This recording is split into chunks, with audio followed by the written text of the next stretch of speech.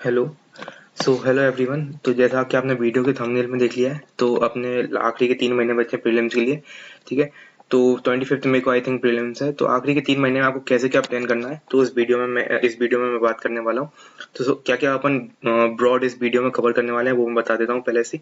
ठीक है, तो उस हिसाब से आप वीडियो देखना। तो सबसे पहले के बेसिक जो अगले 3 मंथ का प्लान का होना चाहिए, पहले वो कितने मॉक अपन को लगाने चाहिए। ठीक है। और अगर सी सेट में कोई प्रॉब्लम है तो कैसे सी सेट के प्रॉब्लम को टैकल करें। ठीक है, ये हो गया। उसके बाद कैसे कितने टाइम आपको जो बेसिक बुक्स हैं जैसे लक्ष्मीकांत हुए स्पेक्ट्रम कितनी बार रिवाइज करूँ। ठीक है, ये डाउट आता है बच्चों का। उसके बाद करंट अफेयर्स कितना टाइम देना है करंट अफेयर्स को, और क्या क्या सोर्सेज आपको यूज करने हैं करंट अफेयर्स के लिए। ठीक है, ये मैं बात करूंगा।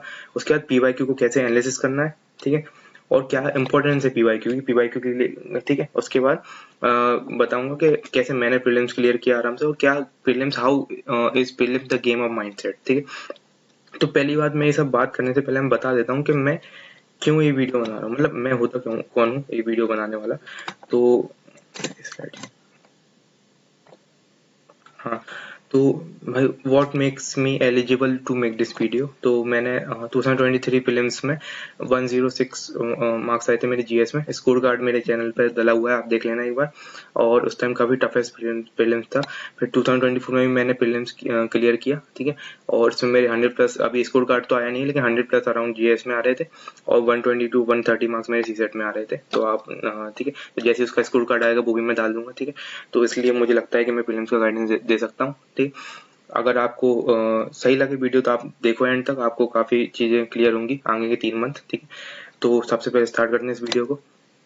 ठीक है, तो प्लानिंग नेक्स्ट 3 मंथ। सबसे पहले मैं बताऊंगा डेली क्या प्लान करना है, फिर अपन आएंगे वीकली क्या जाना है, और फिर मंथली क्या जाना है। ठीक है, तो डेली प्लान आपको क्या रफली होना चाहिए। सबसे पहले तो आपको मिनिमम 2 सब्जेक्ट उठाने हैं पर डे के। ठीक है, जैसे कि मैंने मान लो आपने एनवायरमेंट उठा लिया और ज्योग्राफी उठा लिया, तो जो सिमिलर सब्जेक्ट है एनवायरमेंट और ज्योग्राफी वो आपने उठा लिया। ठीक है, अब जैसे आपका एनवायरमेंट ज्योग्राफी खत्म हो गया तो आपने उठा लिया हिस्ट्री पॉलिटिक्स। ठीक है, फिर बाद में इकोनॉमी या साइंस टेक उठा लिया, इस तरह से। ठीक है, आपको कम से कम एटलीस्ट 2.5 घंटा तो हर सब्जेक्ट को देना ही देना है, मतलब दोनों सब्जेक्ट में मिला के हो जाएगा 5 घंटा।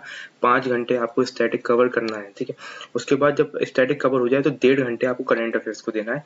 तो आप करंट अफेयर्स के लिए ईयरली कंपाइलेशन आती है, तो या तो आप विजन की पीटी मैगजीन उठा लो, पीटी 365, काफी हर कोई बच्चे पढ़ते हैं।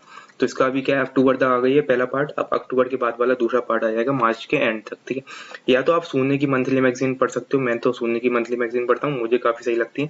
लेकिन आपको अगर विजन जम रहा है तो आप विजन पढ़ो। ठीक है, क्योंकि काफी लोग विजन की पीटी पढ़ते हैं। ठीक है, उसके बाद आपको 1 घंटा कम से कम मिनिमम पीवाईक्यू को देना ही देना है। ठीक है, 1 घंटे में आपको कम से कम 30 पीवाईक्यू होने चाहिए, उनके सॉल्यूशन पढ़ो। ठीक है, पीवाईक्यू उठा लो जितने भी मतलब मिल जाए, आप मार्केट में कोई भी पीवाईक्यू की बुक मिल जाएगी, तो लास्ट के 20-30 साल के पीवाईक्यू तो एटलीस्ट आप करके ही जाने हैं। ठीक है, ये बेयर मिनिमम है। ठीक है, क्योंकि यूपीएससी कई बार पीवाईक्यू से क्वेश्चन नहीं तो स्टेटमेंट रिपीट कर ही देता है, तो वो आपको एलिमिनेशन करने में हेल्प करते हैं। ठीक है, तो लर्न टू आइडेंटिफाई थीम्स।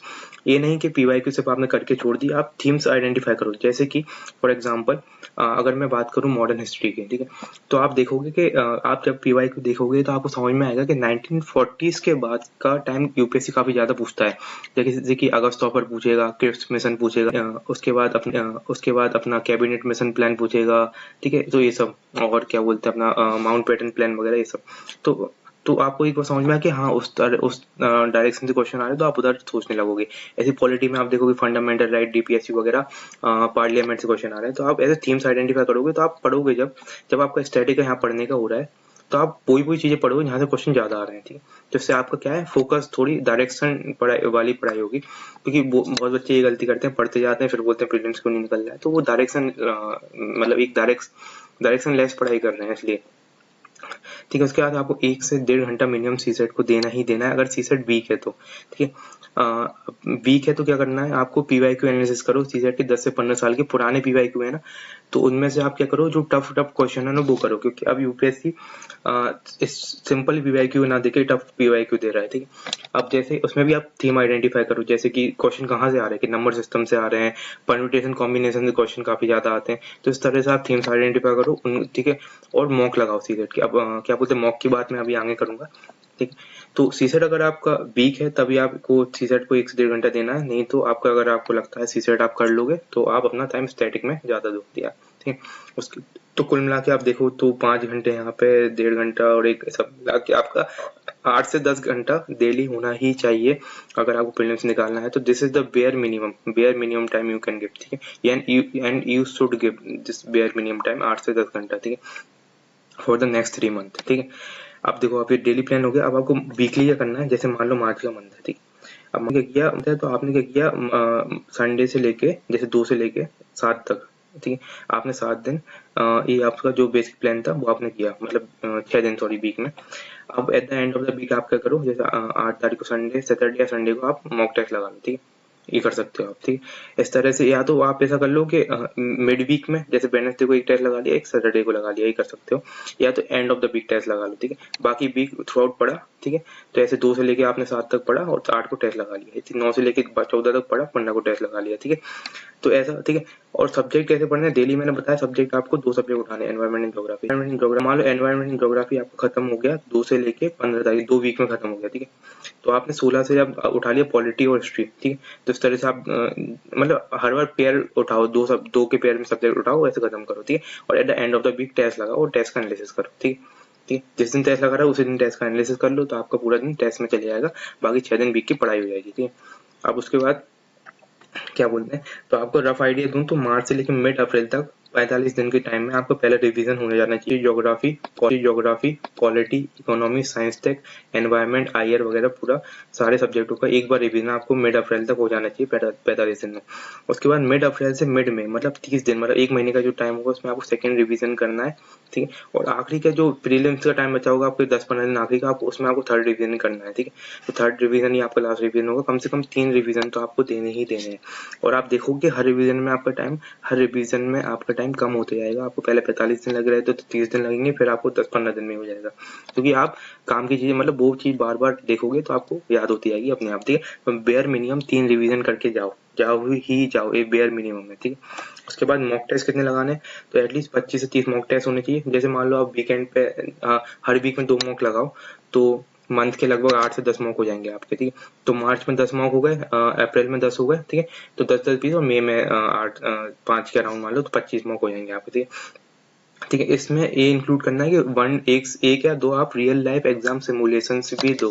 अब रियल लाइफ एग्जाम सिमुलेशन क्या होते हैं कि आप बिल्कुल एग्जाम वाली कंडीशन में जाके एग्जाम दे दो। जैसे कि विजन का एक अभ्यास वाला टेस्ट होता है, उसमें आप बिल्कुल एग्जाम का सेंटर मिलता है, आप जाते हो, टेस्ट देते हो, स्कोर कार्ड आता है, उसमें आंसर की आती है। ऐसी नेक्स्ट है इसका अनुभव भी होता है, वो भी आप जाके दे सकते हो, ठीक है। उसके बाद 10 से 15 मॉक आपको सीसेट के देने हैं, तो और नहीं है तो आप 5 मॉक भी दे लो सीसेट के, तो चल जाएगा, ठीक है। अगर आप कॉन्फिडेंट हो, आपको भरोसा है कि आप सीसेट कर सकते हो, तो 5 मॉक दे दो, ठीक है।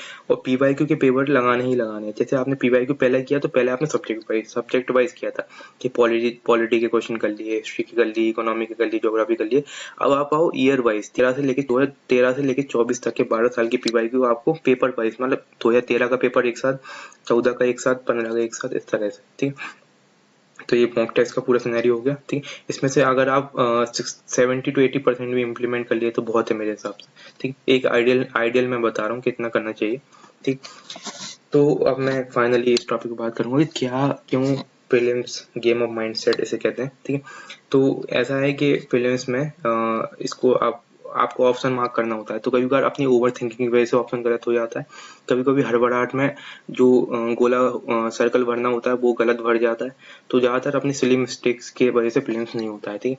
और डायरेक्शन लेस अपन पढ़ाई करते हैं उसकी वजह से भी, क्योंकि हम पीवाईक्यू नहीं देखते हैं, ठीक। तो इसलिए अपन को हमेशा माइंडसेट स्टेबल रखना है, शांत रखना है, ठीक है। एग्जाम में पैनिक नहीं करना है, ठीक है। उसके लिए आपको मेडिटेशन, योगा, प्राणायाम या जो भी हो सकता है, वर्कआउट वगैरह वो आप करो, ठीक है। Not to panic. तो क्या है कि अगर आप गिवन नंबर ऑफ मॉक्स इतने आप जब आप 20-30 मॉक्स लगा लोगे और 3 बार रिवीजन कर लोगे, revision is the key, it is literally the key, कि अगर आप 3-4 बार रिवीजन कर लोगे आपको लगेगा ही नहीं कि आपको एग्जाम में कुछ जाके नया कर रहे हो। आप मॉक 20-30 मॉक लगा लो तो आपको ऐसा लगेगा कि हाँ चलो एक और मॉक, एग्जाम भी जस्ट लाइक मॉक फील आएगी आपको, ठीक। तो revise all subject at least 3 times, ठीक है। कुछ भी हो जाए 3 बार रिवीजन करोगे, 3 बार आप पॉलिटी लक्ष्मीकांत बेयर मिनिमम है, ठीक है। और साथ ही साथ थोड़ा 3 महीने आप डिस्ट्रैक्शंस को अवॉइड करो, सोशल मीडिया, थोड़ा दोस्ती यारी से थोड़ा दूर रहो, ठीक है। वो एग्जाम के बाद आप देख लेना सब। ठीक है। Make your time table schedule as per exam, ठीक है। जो भी टेस्ट दे रहे हो 9:30 से 11:30 के बीच में देना है, क्योंकि उस टाइम ही आपका मेन एग्जाम होता है। और सीसेट का पेपर 2:30 से 4:30 के बीच में देना है। जल्दी सोना है, जल्दी उठना है, टाइम टेबल आपको फिक्स करना है, ठीक है। ऐसा नहीं कि रात में पढ़ रहे हो दिन में सो रहे हो, तो इस तरह से नहीं चलेगा, ठीक है। इसलिए आपका माइंडसेट पे बहुत ज्यादा वर्क करना है, ठीक है। और भी कुछ डाउट हो, ठीक है, यहाँ तक ये वीडियो खत्म है। और भी कुछ डाउट हो तो आप कमेंट सेक्शन में डाल दो, नहीं तो आप इसकी वीडियो के डिस्क्रिप्शन में जाके टेलीग्राम का हमारा ग्रुप है उसमें ज्वाइन कर लो। उधर के थ्रू आप मुझसे कांटेक्ट कर सकते हो। आपको कुछ भी डाउट हो, मैं यहाँ पे हूँ बताने के लिए। तो thank you so much for watching this video.